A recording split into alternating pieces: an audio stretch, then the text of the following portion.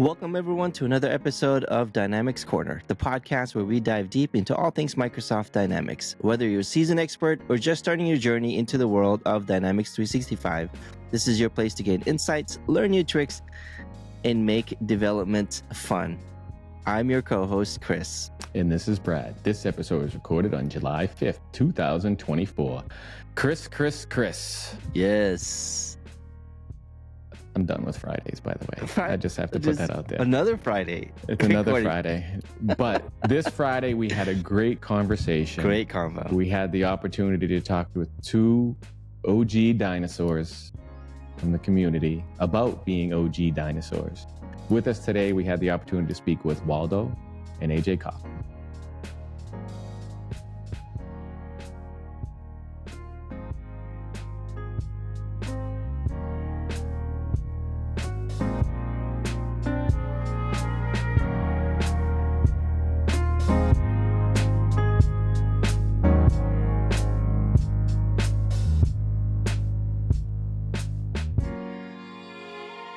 Good afternoon.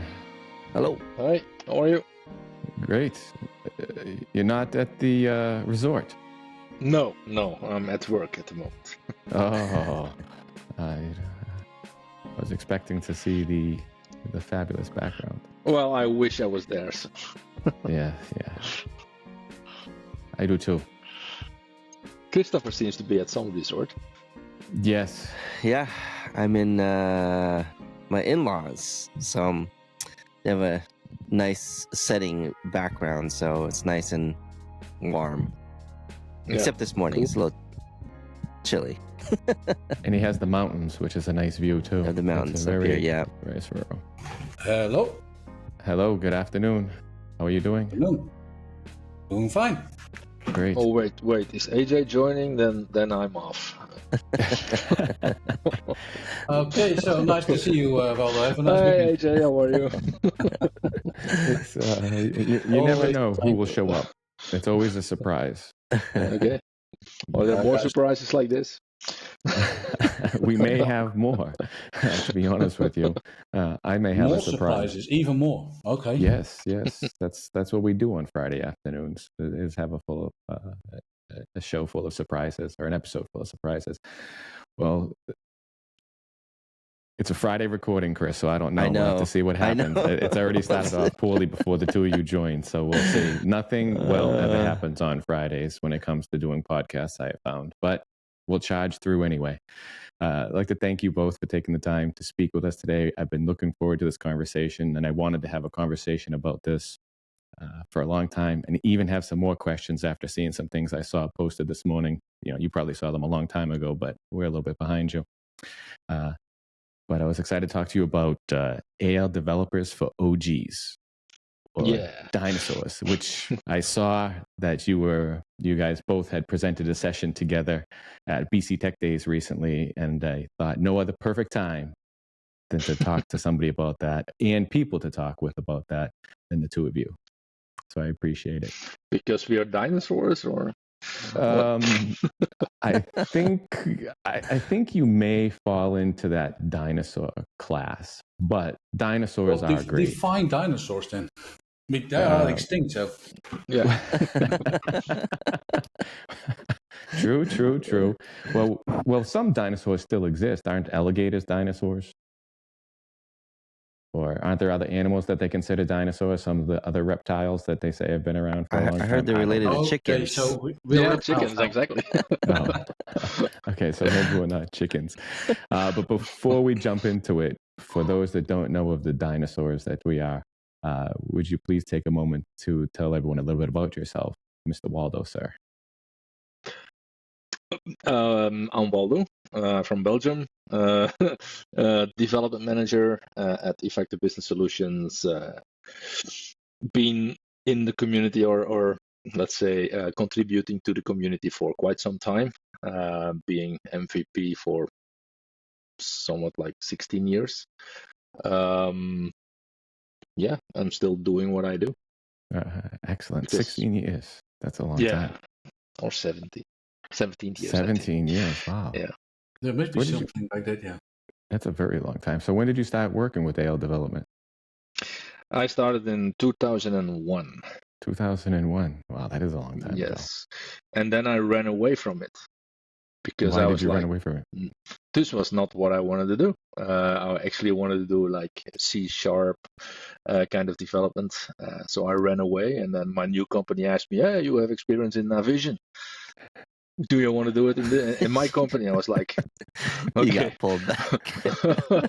I'll try." So that's kind of like, yeah.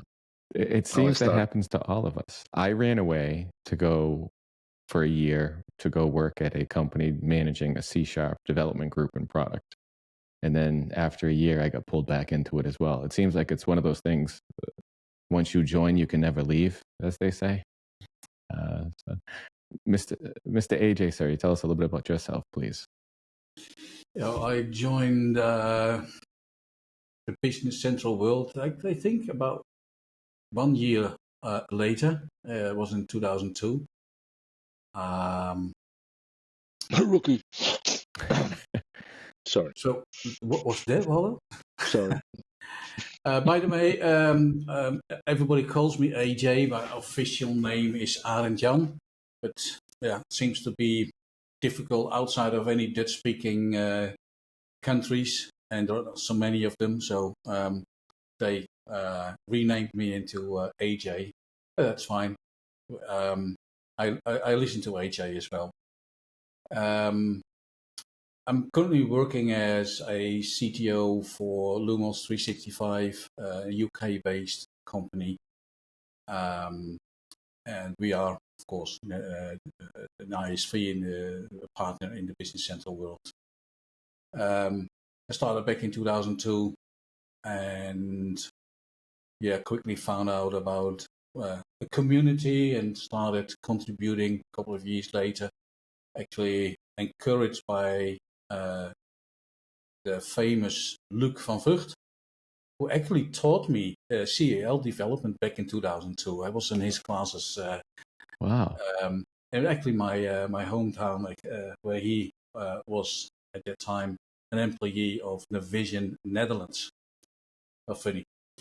So I came in at the Navision world back then as being a C# developer. And the idea was that I was going to do something on about integrating web shops, portals, whatnot. But yeah, actually I was dragged away into the CAL world, and yeah, I'm still here. Yeah, well, happy that you're here.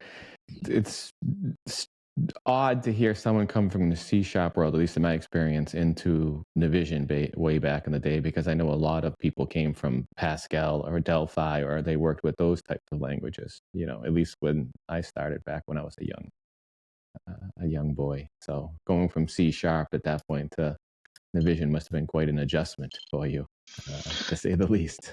I did my traineeship in 2000 in C++.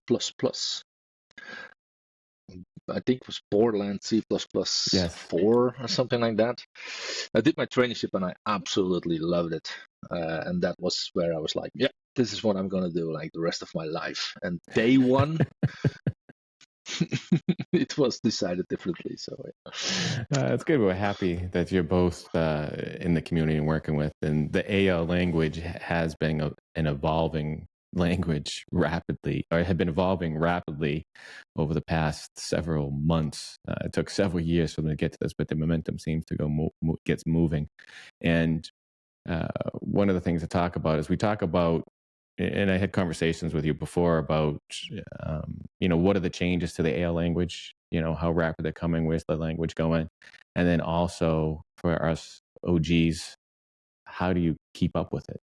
How do you keep up with a language that's been, more or less Pascal based for its entire existence. And now over the past couple of years, it seems to be moving more and more towards, like a .NET language or a C# type language, if you look at what they're adding to it, in my opinion.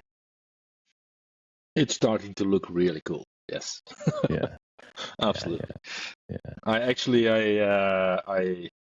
I don't know if you know Stefan Maron. He started some kind of series on YouTube or live coding thing, and I attended actually yesterday because I was triggered in the tweet that he did, and he did some clever things with something that's coming up with the this keyword.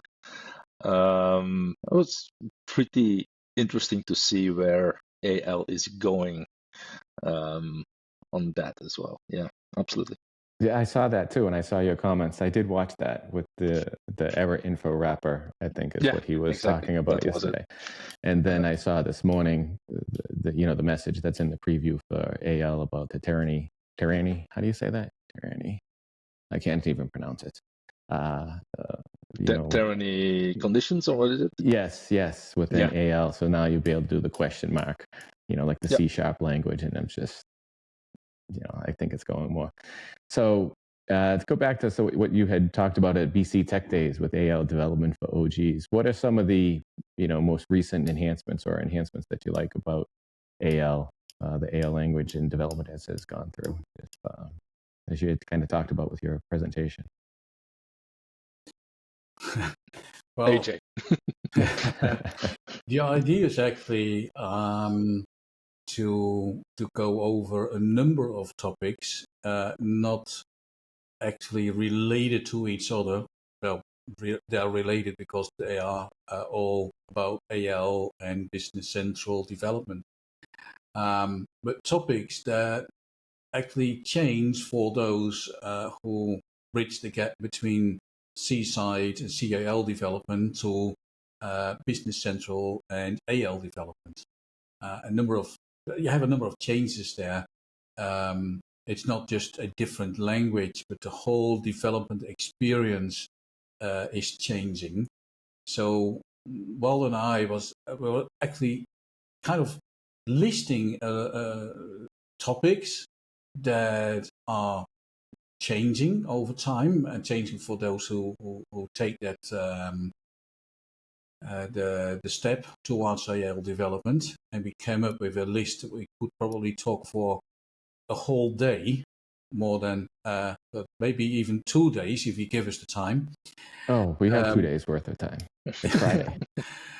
And we have done this session now a couple of times, and we always run out of time. The first session it happens because I took too much time on one of the topics. Second as well. Second time it happened to Waldo taking too much time because we switched the topics a little bit. Okay, now Waldo, you go first because I'll take the remaining time, but there was none. So it happens whenever who has the word first, he has most time. Yeah. But those topics are both in AL, like what is changing in AL. You have a lot more in AL you can use than you had in the past with CAL. But also about the overall development experience. Like we have a completely different development environment, VS Code. The process is different. You're not changing the base code anymore. You're extending the base code, but you don't touch the base code. It was completely different in the past. Around everything that you have in automated tests, in pipelines, DevOps, and all of that. And I have the feeling it would just scratch the surface in our session. No, I can imagine. There are so many changes now that you're putting it in a list like that. Just to think from someone who has been working with it since back in early 2000s or the late 1990s when it, the language was really there. I know when it first came to the US was in the late 1990s.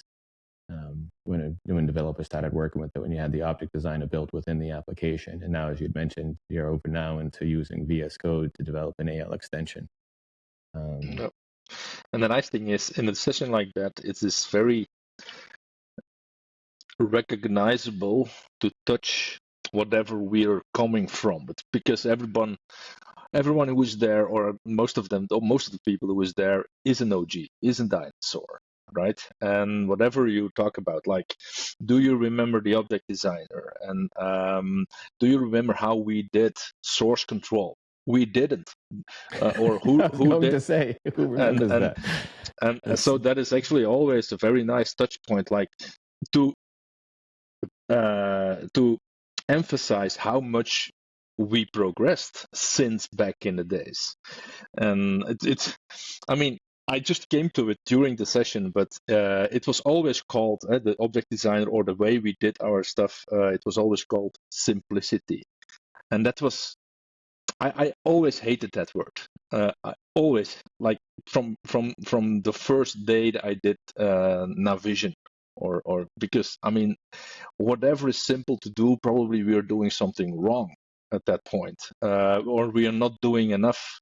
And the reason why it was simple, it was simply because we were not able to do the basic stuff we should be doing as software developers. So it was not simplicity, it was stupidity, kind of thing, right? And now we have progressed so much already. It is actually quite interesting to keep looking back to, okay, but do you remember, like 15 years ago, like, we weren't evil, we didn't even have like intelligence, right? So yeah, how we have progressed is it makes it an interesting session. And it's like AJ says, like, we had an insane amount of topics, and our first challenge was, what do we take? What are we going to talk about? Because we can talk about pretty much many days about this. And the idea lives that we would be doing a following up session maybe next year or the year after, something like that. Well, what I find interesting though is um, there are also many new developers, many people new in the channel, new to AL development. And you would maybe think that those who, let's say the OGs who work with Business Central, they are kind of behind because they need to learn new technologies. But I find that people who join Business Central today, or let's say 2 or 3 years ago, they are kind of lagging behind on knowledge of the product behind it, about Business Central. How does Business Central work? And I see many questions that are actually around topics that we all were used to as OGs, and that still applies to today. I don't know if you have the same experience, well, but it's a question about how do I create a record, or how do I work with a customer record versus a contact versus a sales or header, whatever, these kind of things. Yeah, It's obvious now. it's the old question, like, how functional should the developer be, and how technical should the consultant be. I think that's kind of like, I'm less abstract in that, to be honest, or maybe even more abstract in that. If You are abstract in that because yeah, in my opinion, there should be a very thick line that I should not cross as a developer, as being a consultant, because I would not like consultants to cross the development line either.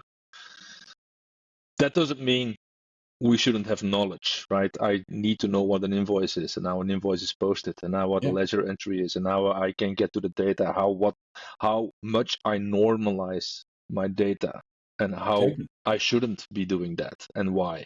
So, and that's all an ERP kind of reason on doing stuff.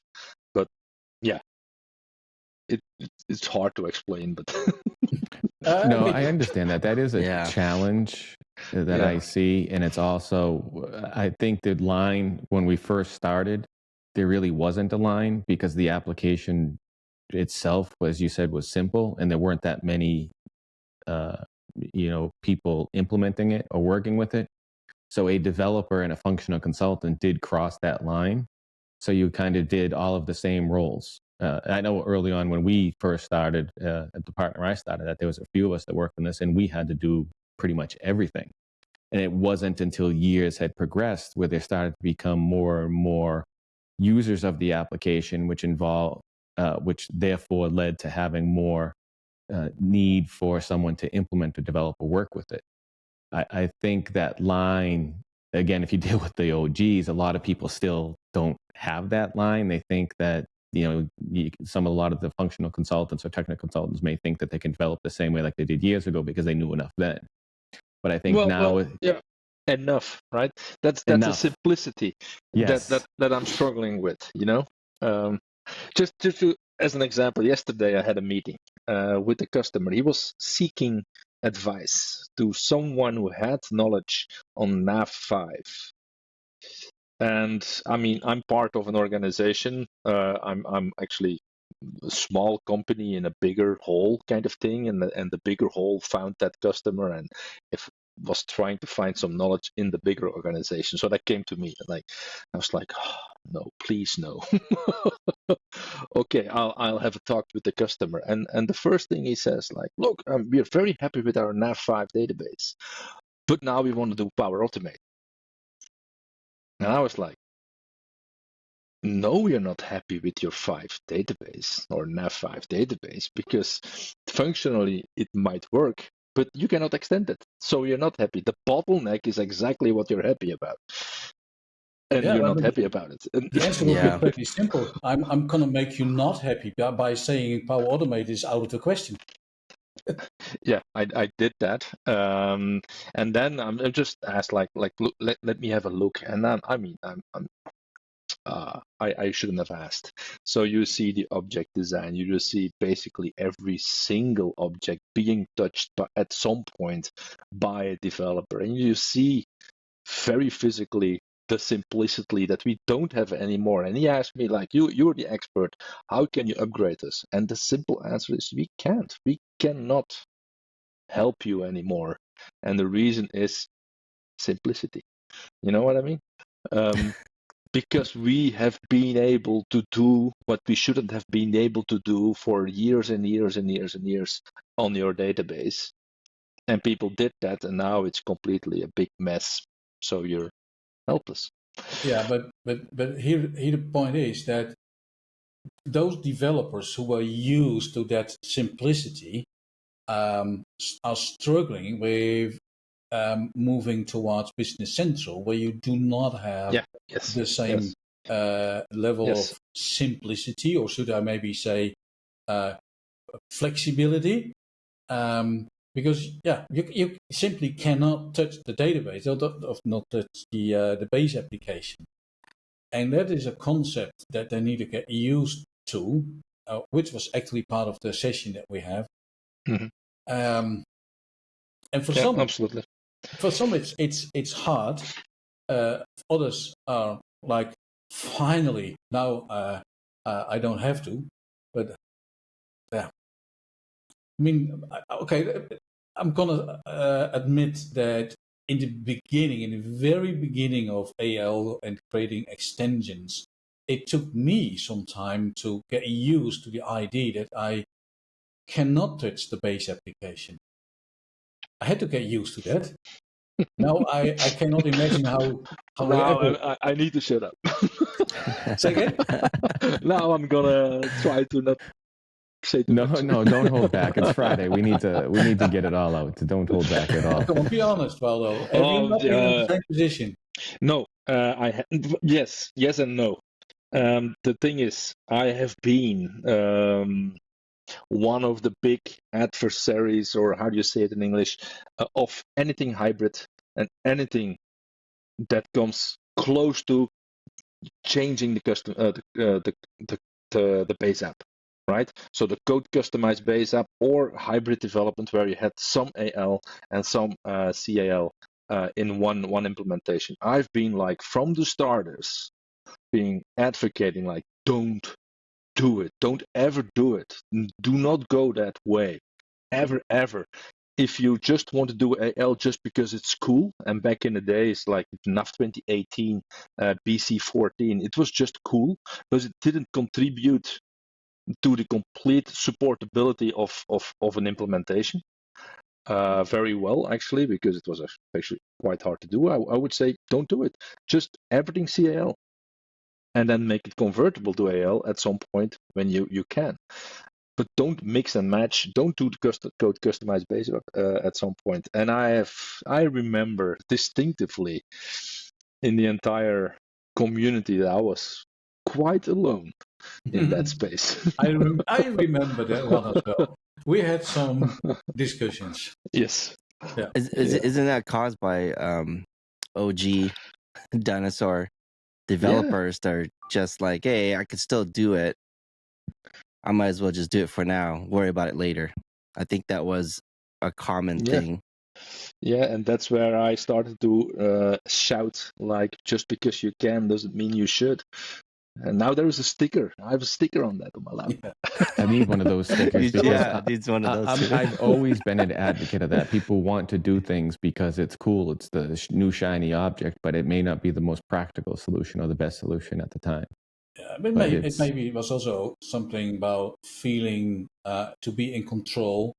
Like you're not always happy with what the base app does, what the code is doing there, and you will always be able to change that behavior, out of the box behavior. And now you're depending on what Microsoft delivers as a event possibilities to override or bypass certain pieces. If there is no possibility for that, for whatever reason, you need to ask for it and hopefully they're gonna grant you that that request, or you're just blocked from accessing certain tables because it's on-prem and you cannot touch it. I mean, I ran into that today. I wanted to do something that I really cannot imagine why Microsoft would have this particular table as on-prem. But hey, it is on-prem, and there is no interface that helped me doing something with the data in that table. It's like, it's a daily challenge for many people. Yeah, and then for a moment I was thinking, okay, if I could only have this database on-prem for 10 minutes, I could do what I needed to and then go off it, because it's a one-time thing anyway. But yeah, it is what it is. We have to live with the shortcomings, the limitations, I would say. Yeah, but it's also, they do add a lot to it. I mean, I do like the simplicity of what we had with the vision and the development. I also greatly appreciate and enjoy what we can do with AL. I'm a big fan of the extension base. It does allow you to migrate from version to version and do quite a bit more with source control management, pipelines, a lot of things that back before we kind of just, simply threw in, just threw some code into some stuff and, had it worked. If you didn't like the functionality, you didn't understand the functionality. It goes back to what we're talking about, is how much should a developer understand about the functional areas of the application, in order for you to develop it, because you do have to have some level of understanding with flow. I know over the years I worked on some implementation, somebody didn't clearly understand how the sales order processing worked within Navision or Dynamics Nav, and they just created their own sales order entry process because somebody wanted one small feature and they didn't, want to modify that. But with all of the changes that are occurring, how do you keep up with it?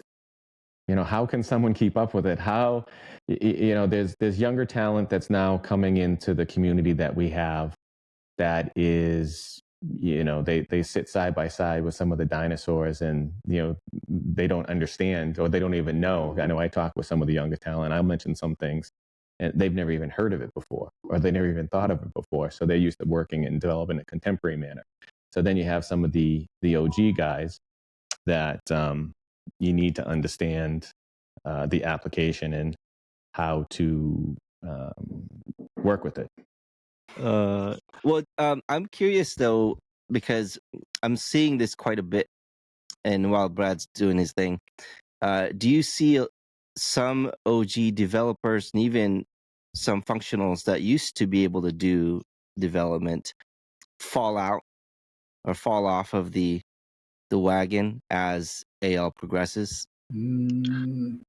Honestly, not really. Okay. No, yeah. I think Well, so yeah, you go. let me say that it's not more than I witnessed in the CAL world. I remember a developer who, in the CAL world, actually, at some point said, "I'm done. There are so many different changes every release, which then back in the days came out every 2 years, but he could not follow, and he said, well." I'm going to be a functional consultant instead. And today he's still an application manager for Business Central at a customer. But there is just an exception. I mean, most of the developers keep up, or at least partly. But what I see is that most of them are more and more specialized. You have the developers who specialize in everything around projects, jobs, or everything around manufacturing, or around inventory and item tracking and whatnot, or finance, or reporting, if there is any developer who likes it. So they're more specialized in a certain area or 2 or 3 areas, but not all of it. Okay. That used to be different in the past. Okay. Because I agree with that. Because I've come across some developers that are just struggling to, like even right now, keep up with some of the new features. But I think just knowing based on their history are typically where they can do all of it. Now they're having to pick in one area to be good at. I think that's what you're saying, AJ, is that you got to be more of a specialist. With the modern AL. Absolutely. I actually, when Brad asked the question like how you keep up, we don't, or at least I don't. I don't keep up with everything. That's as simple as that. I just pick my things that I try to be good at, and that's where I will specialize in. You pick your battles. Mostly stuff that I need in my daily job. Like the last year, I've been diving a lot into telemetry because simply I needed it. We had a big problem at a customer, and now we are extending that to following up on the product and all that performance, but also just application stability and all that with telemetry, and try to now make that available to the entire team as well. So yeah, then you need to dive into that. Yeah, just based on the need is when you're diving into, okay, what are the features based on my need and what can I do with it? Okay. All right. This is the funny thing, actually. So Waldo being an example here, but I've seen that with more people. For a while, I think, Waldo, you ignored telemetry, or at least you knew what it was, you knew the concept and etc. But now lately, you seem to be getting more and more involved with telemetry, and now you're appointed kind of an expert. And I mean, look at your session at Tech Days. I mean, that means that you quickly evolved over, let's say, a year, while telemetry was already there for, 2, 3 years? So I think in the beginning you BC ignored 16. it. In the beginning you ignored it, and now you're jumping onto it. And I see that personally. I mean, there are topics that I ignored for a while, and then at some point it becomes relevant, and then I jump onto it and say, okay, now I'm going to learn everything that is around this, which means that you have to leave other things go. Like, I mean, you have a certain number of hours in a day, right? But yeah, there are so many other topics that I would love to learn more about. And I think that goes for every developer and every technical person in the Business Center world. It could be that next year you're doing something completely different, still in Business Central. Just a different focus. Have you guys gotten into designing your extension that could work with Power Platform? It seems that uh, we've had I've come across some of the developers where they're starting to think about Power Platform. How can a Power Platform consume my extension? Have you guys gotten into that space yet? Actually, the last couple of months, we have, because we are developing a product for another company involving Power Platform, Power Apps, if I'm not mistaken, could be Canvas apps. I think Canvas apps, with Business Central, and a quite high level, or quite no, not high level, deep down integration to it. So yes, yeah. And then you quickly learn new stuff.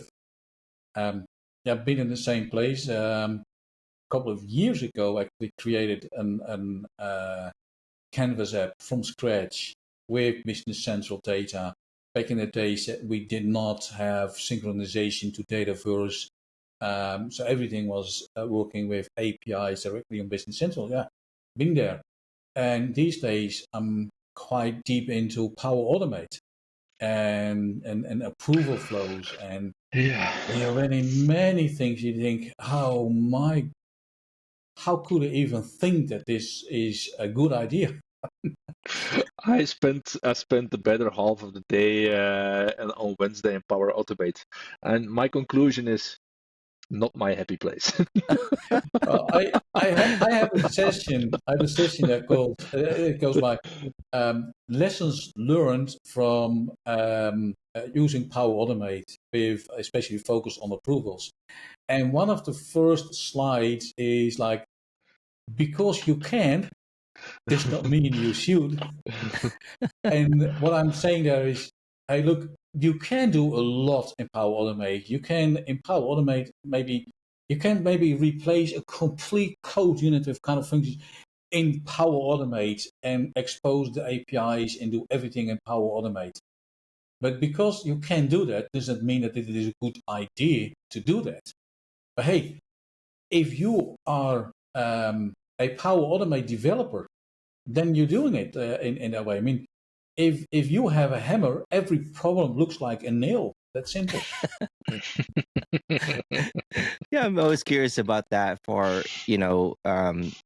struggled in getting into Power Automate myself, because then at that time I didn't know how to manage the versions of it, and because it was such an easy access to many, I mean, it was kind of sold. It's like, hey, anyone can do this, right? It's just plug and play, and it created a bunch of different Power Automate that people didn't have visibility of who created what, and then whenever someone leaves, then it would, someone would complain that, hey, something stopped working. Well, someone created a Exactly. Power Automate, so you didn't get that visibility.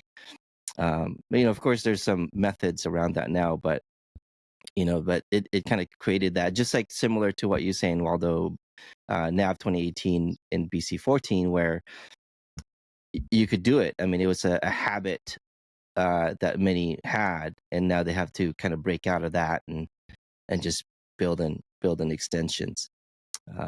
But yeah. Funny question, or funny, just an observation maybe.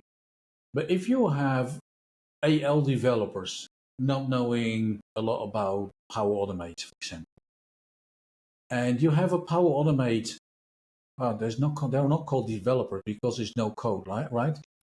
So Citizen developer. Citizen developer. Citizen developer. But the citizen developer has no clue about AL code. And now you need to come up with something. Well, if you would ask the two persons individually how going to solve this problem, you are going to get completely different solutions. And if you put them together in a room, it will probably still be hard for them to come up with something that they both feel confident with and comfortable. There is a lot of That would be a fun uncharted territory exercise. there. Again? But I That think would be a fun exercise. for Maybe. anything solution, Christopher actually put the finger on the wound. I don't know if that's an English expression. That's how we say it in Dutch. Salt in the wound. Whenever, yes, salt in the no, yeah, well, Or finger in the wound. Yeah. Pinpointed it. the thing is that whatever you do, power related, just as a citizen developer and a citizen developer only, you basically make it break the moment you leave the company.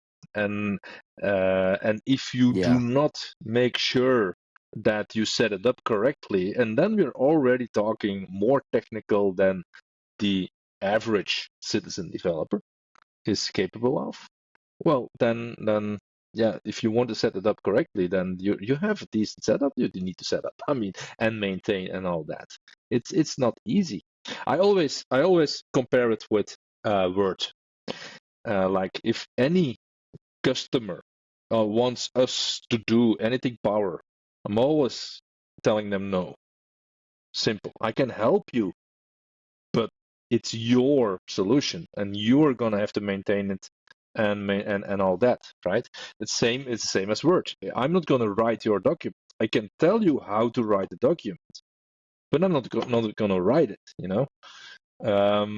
So our Power Automate solution, your whatever solution, Power App, whatever you come up with, it's your solution. I can create a template for you, whatever, but that's it. And you're gonna deploy it. You're gonna have to maintain it, and if someone leaves, you're gonna have to manage it.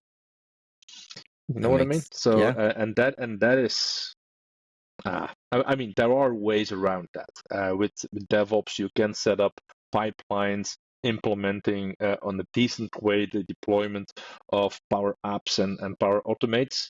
It's not easy. The Power Platform is getting there, is really getting there, but it's not easy at the moment.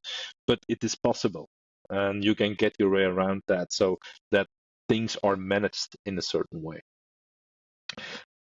But I can promise you out of the box, or mostly at companies, this is not managed, and this is very much unmanaged, and there are things running at local accounts that you don't know of, and things happen to go very well, and then all of a sudden they don't, and then figuring out why it doesn't run anymore when there are gazillion Power Automate spread over multiple accounts running and not running anymore.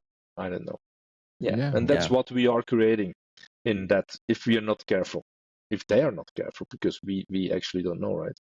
No, it's you see people Absolutely. leave and everything stops working.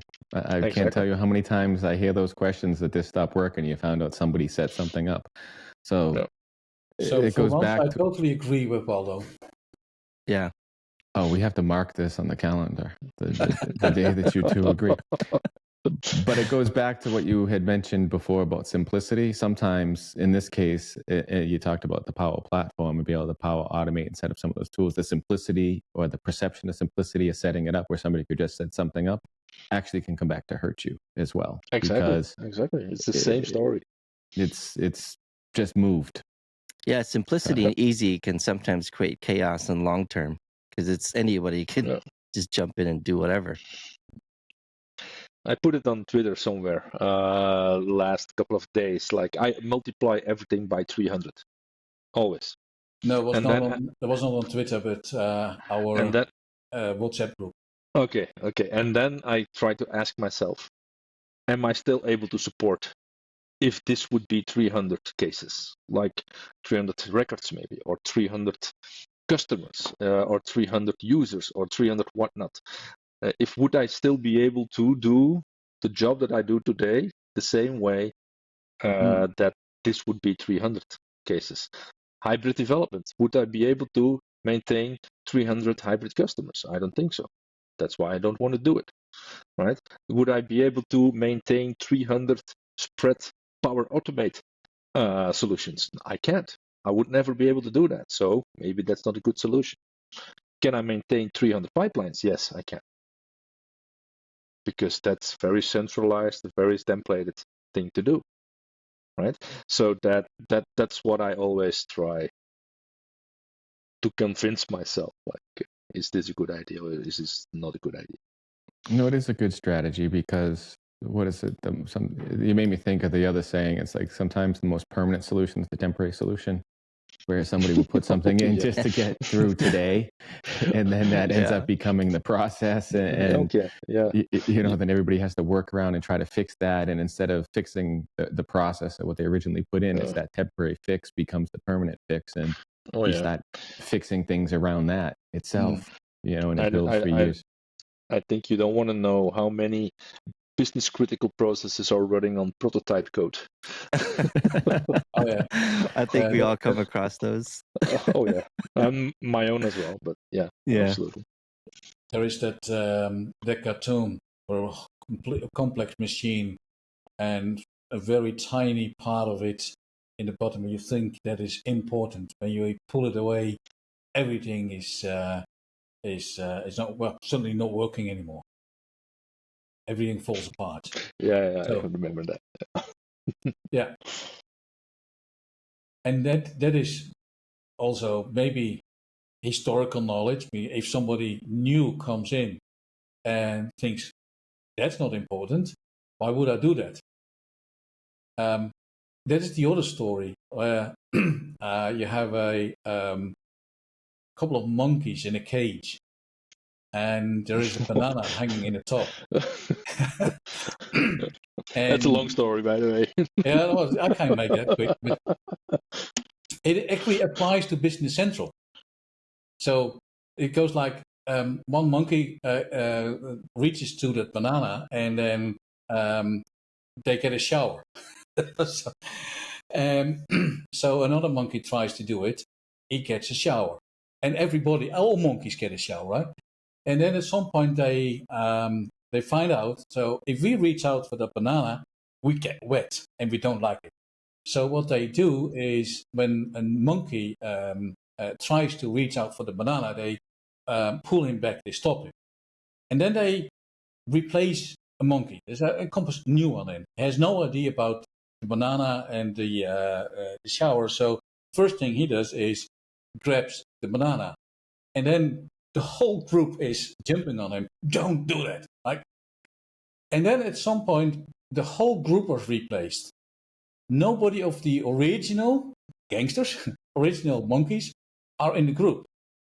And they're still stopping each other from grabbing the banana. But nobody has an idea why. Nobody experienced the shower. So that kind of goes in the Business Central world as well, I think. Like, we are doing something, but nobody has an idea anymore why. It has always been that way. Until somebody says, why? What the heck? What is this? What is this piece of code? What is it doing? What is it meant to do? Yeah. And yeah, then we always say, oh yeah, we never thought about it. We always did it this way. So that's a good point, because when we have younger talents, they do ask more questions, and you realize that's right. I don't know. That's how I've always been taught. Yeah. Well, I think Waldo said it best one point in a previous conversation about the knowledge that you have or what you know is the what did you say before? It's the poison. Yeah, not knowledge, but experience. Experience, yes. Experience is basically a poison to your whatever you're going to do in an IT world, right? Because probably the right thing to do is probably something that we didn't learn yet to do. And yeah, it evolves so fast Yeah. that it's basically every single upgrade. I have the same conversations like, okay, we are doing an upgrade. Customer goes from version, let's say CAL to AL, but has an interface. Oh, that interface is a file-based interface. So let's do that again. Why? Yeah, because we know how to do that. It's a file-based interface and it worked. Yeah, but you're upgrading. Maybe you could upgrade the way you're interfacing with this piece of software, and the concept of upgrade sometimes is just a version number. of the software you're upgrading, and not the process that was implemented in the previous version of the upgrade. It's an ongoing conversation every single time that I have with customers, with even consultants, and yeah. So with all this, I always have the age-old question. I keep asking it rhetorically or not. How can you keep up with all of this? Technology is going so quickly, and Who it's says moving we so do? rapid. I don't even know. It's just I find it difficult.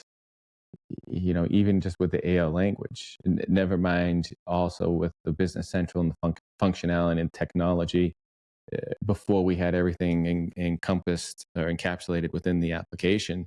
Now you expand it out to Power Platform. Now you expand it out to APIs. Now you expand it out all over the place. So if you're somebody who worked with development in Cal back before, where we talked about you had that blurred line of functional consultant and developer in a sense because of the simplicity of it, how do you start to, one, keep up with the application and still continue to work, whether you're talking about development or functionality, but then also draw boundaries around what you know?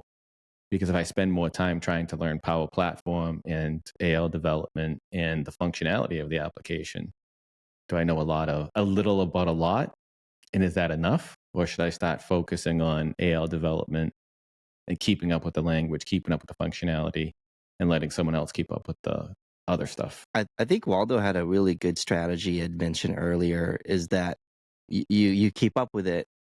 That's at least how I interpret it. You keep up with it when you need it, or when you're working on something and you actually need it. And that's when you keep up with, okay, I'm working on this. What are the features around this that I can do to solve this problem or create a solution? Yeah, that seems to be, and all AJ pointed it out. It seems to be what I do. that whenever I need it, I'll dive into it. And but how do you know what you need? But that's the point. This is where it gets into that question, is because if you're yeah. in a space, go back to your file management. If I'm not aware of the new functionality of an API to exchange data or to, you pick any of that. And But all I know awareness is something different than knowledge, right? So I think it's easy to be aware of stuff. Like, it's easy to be aware of what a Power Up and a Power Automate and Power BI can do. It's a little bit less easy to be aware of what it cannot do. And I try to ask that question always. Like, even with the Copilot now, there is Copilot all over the place. Okay, and you have these crazy ideas from all people. But the first question we need to ask, okay, but what can it not do? What can't we do with Copilot? What are the limitations? What will we be hitting? Very obvious answer there for Copilot is data interpretation is an obvious limit at the moment.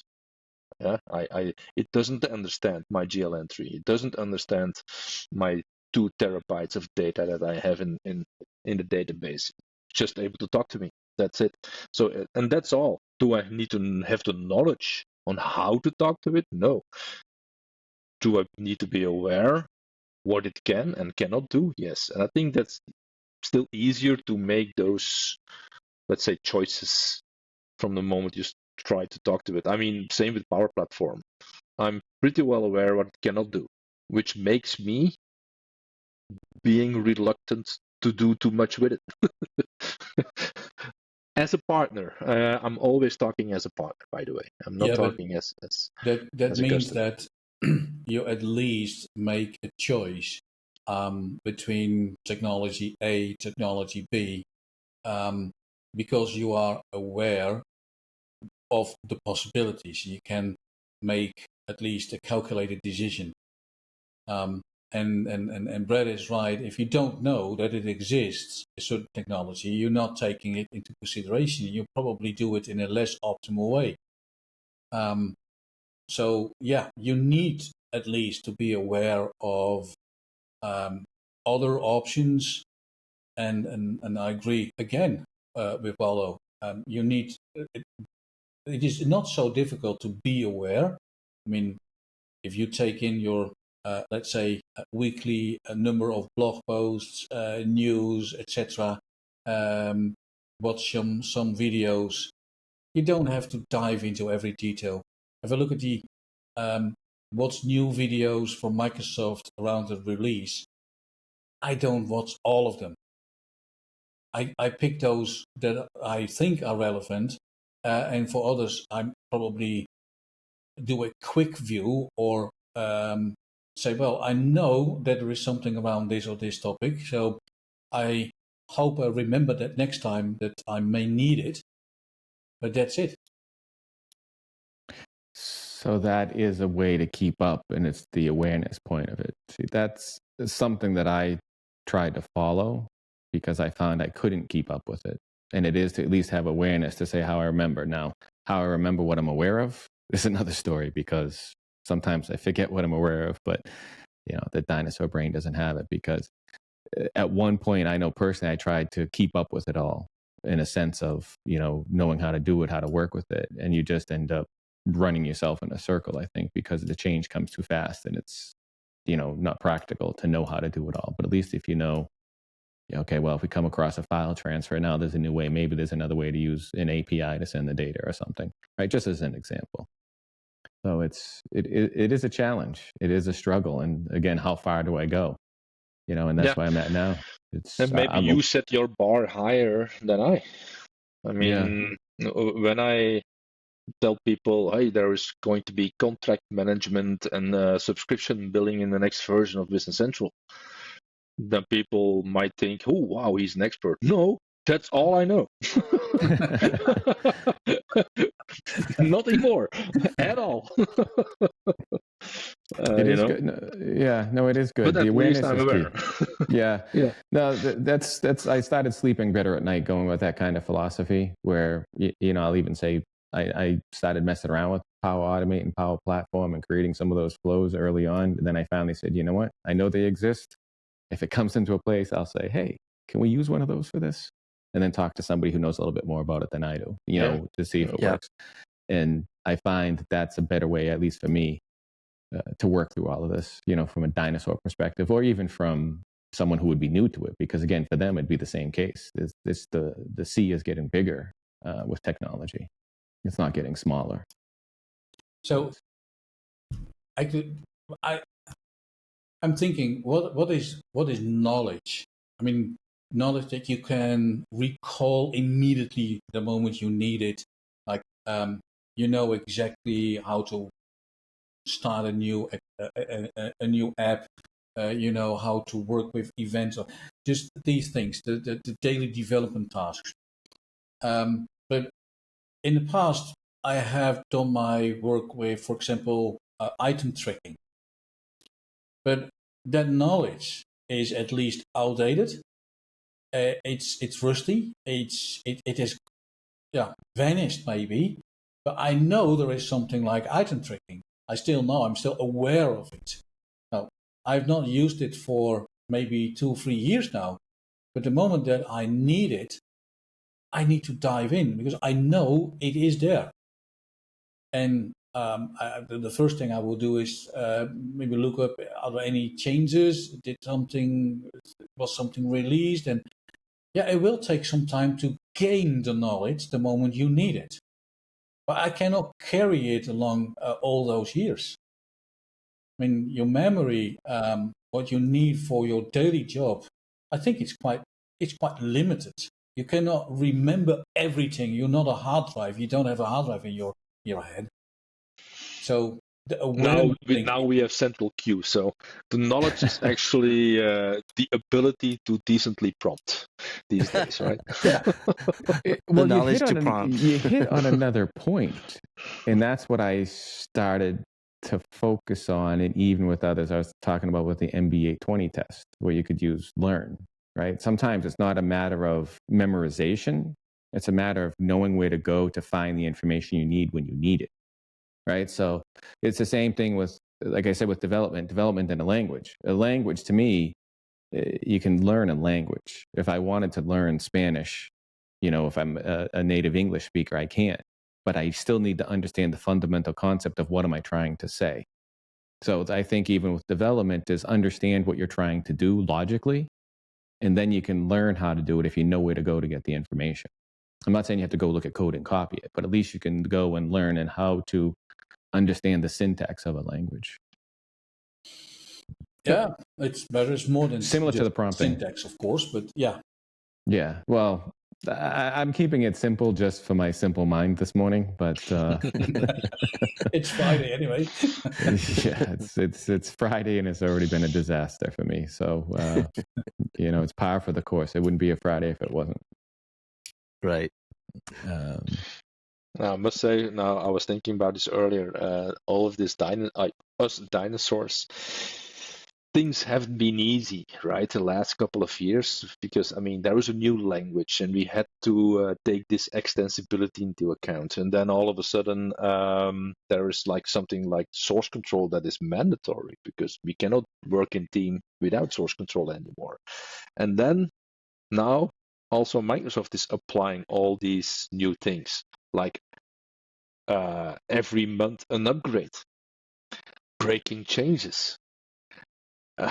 And now all of a sudden we need to learn all that new stuff and apply it all at once as well because of these changes, of these breaking changes, and all these things. So yeah, I can't say we are not struggling like with that.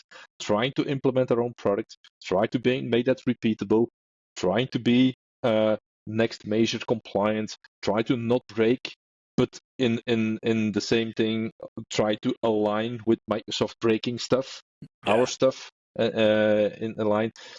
Implementing all of these things. Now, just imagine Microsoft would not do that. That the product would just be the product, and we would get the time to align ourselves with all this new stuff. It's not just aligning ourselves; it's also just implementing that because we have to, because Microsoft is doing stuff along the way as well.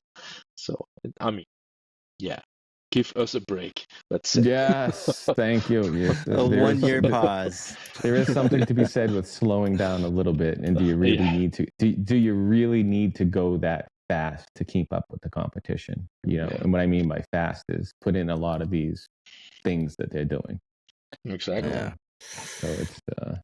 One year it's power all over the place, and the other year is Copilot all over the place. What is it next year, right? It will be something different. Scary. The boat shifted. The boat shifted. Go power. Go power. Next year will be some sort of remote control robot or something. I don't know. So it's wild. Well, Waldo and AJ, I know it's Friday afternoon. It's almost beer time. I know you drink a lot. A wine time, coffee time, whatever you have over there in the afternoon. Beer time.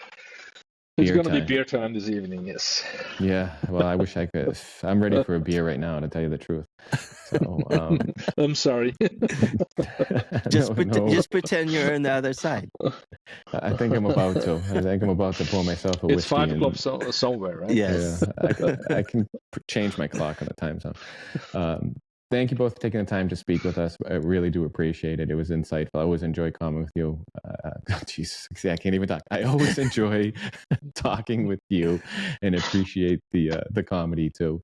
And I also look forward to seeing you both at Days of Knowledge in Atlanta, which will be coming up in September.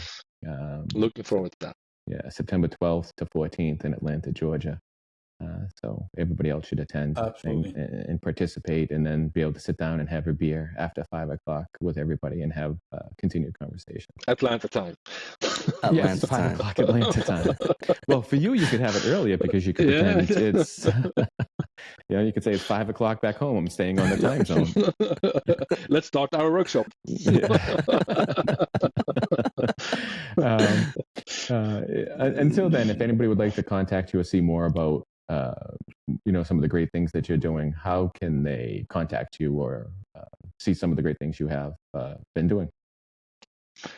My website, waldo.be, and on Twitter. Excellent. We'll put the links in the show notes. How about you, AJ? Twitter, LinkedIn, my website. LinkedIn, yeah. Kauffmann.nl, FFN.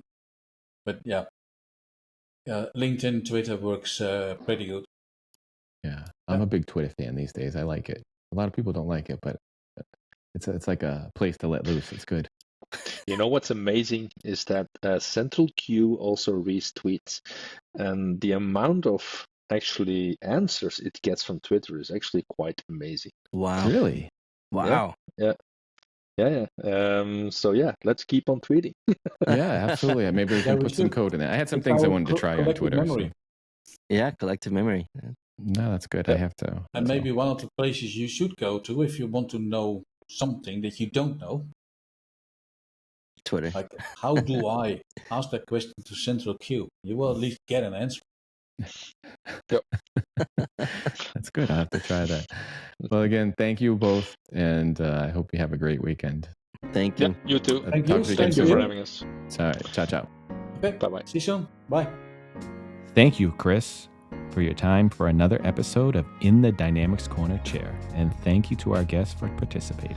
Thank you, Brad, for your time. It is a wonderful episode of Dynamics Corner Chair. I would also like to thank our guests for joining us. Thank you for all of our listeners tuning in as well. You can find Brad at developerlife.com. That is DVLPRLIFE.com. And you can interact with them via Twitter, DVLPRLIFE. You can also find me at matalino.io, matalino.io. And my Twitter handle is matalino16. And you can see those links down below in the show notes. Again, thank you, everyone. Thank you, and take care.